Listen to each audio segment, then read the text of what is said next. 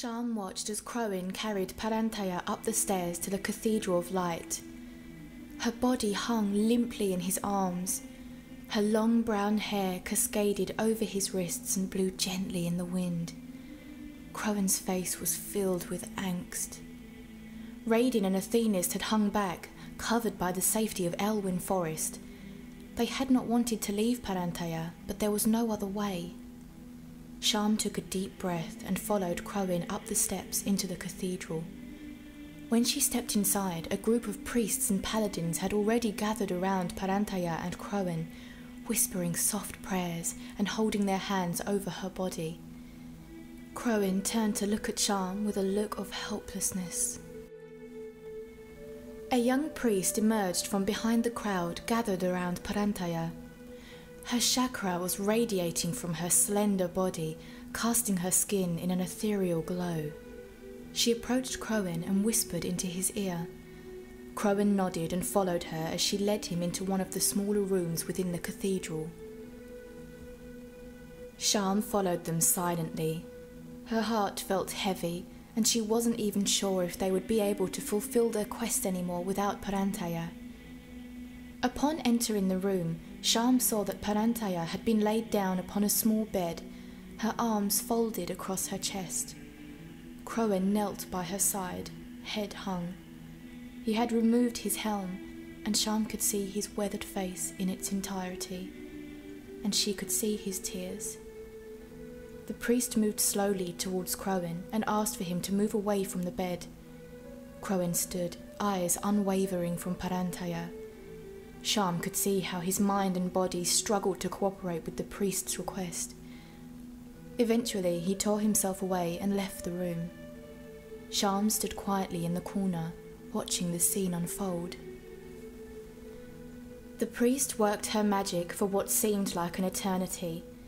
Sharm had seen light after glow after shimmer radiating from the priest's hands as she summoned all the hope, serenity, and life she could.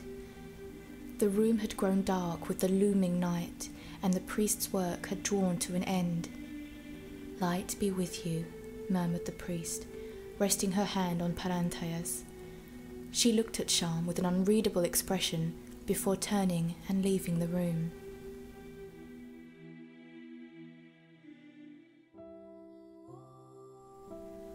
Sharm opened her eyes and then shut them again quickly. She didn't want to wake up yet, didn't want to know. Beautiful golden rays of sunlight beamed in through the shifting drapes and onto her face, commanding her to wake up and embrace the day. She sat up and swung her legs over the side of the bed. Outside, she could hear the sounds of storm wind, laughter, birds, people meandering by. Suddenly, her door swung open and Crowin burst in. "Where is she? Where's Paranthaya?" he shouted. Sharm jumped up. "Oh no," she thought. "They've moved her. It didn't work?" Crowin breathed heavily, his eyes wild. Sharm took a step towards him. "I don't know, Crowin, but we..." Crowin stumbled out of the room, running his hands haggardly over his face. Sharm followed him as he raced down the steps of the cathedral and stopped in front of the fountain. He spotted a man clad in robes nearby and raced for him, grabbing him heavily by his arms. Sharm ran over to them. "Stop it, Crowin!" Crowin released the man and stepped back. "Please," he inquired, "where is Paranthaya?" He stood tensely, waiting for the man's answer. The man frowned in remembrance. "Ah, yes, the girl." Sharm noticed Crowin's hands clench into fists at his side. "Yes, the girl," Crowin repeated. "Now, let me think." The man stroked his chin in thought. Crowin waited like the calm before the storm. Finally, the man gave his answer. "Why, yes, now I remember. She went for a morning stroll."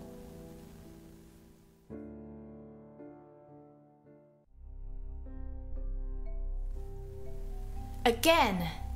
A blast of fire sent Paranthaya's hair streaming back. She cast Word of Glory to immediately heal herself before charging towards the mage with her shield held protectively close. She spun high in the air before slamming down onto the mage with a massive stun, leaving the mage incapacitated. Athenis and Raiden stood on the sidelines, applauding and laughing. "Whoa, easy girl," the mage giggled, brushing dust off of her shoulders. Parantaya laughed. "That was fun." Her eyes were full of spirit, cheeks rosy red. "Hey, Nananea! Turn Raiden into a sheep!" Athenis yelled, pointing at Raiden animatedly. The mage turned to Parantaya. "Let's have some more fun then, eh?" she winked, before turning to Athenis and casting Polymorph on him. The look on Athenis' face just before he was morphed into a sheep was hilarious. Raiden doubled over in heavy laughter. Parantaya laughed too, leaning on Nananea for support. "Parantaya!" Parantaya turned on her heel just as Crowin spun her into his arms and held her tightly. She faked choking noises whilst he nuzzled into her hair. Sharm ran up behind them and added her arms to the embrace.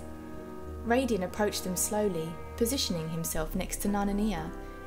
She looked up at him with a twitching nose. "You Tauren smell, you know," she said, pinching her nose. Raiden shifted uncomfortably.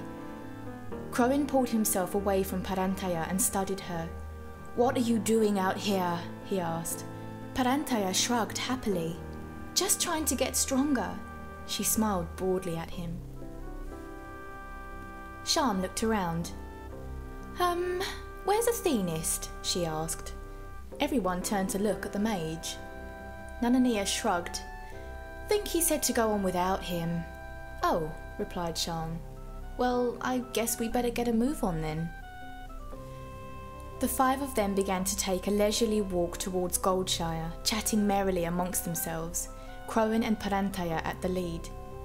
None of them noticed the rather sad-looking sheep bleating at them from the bushes.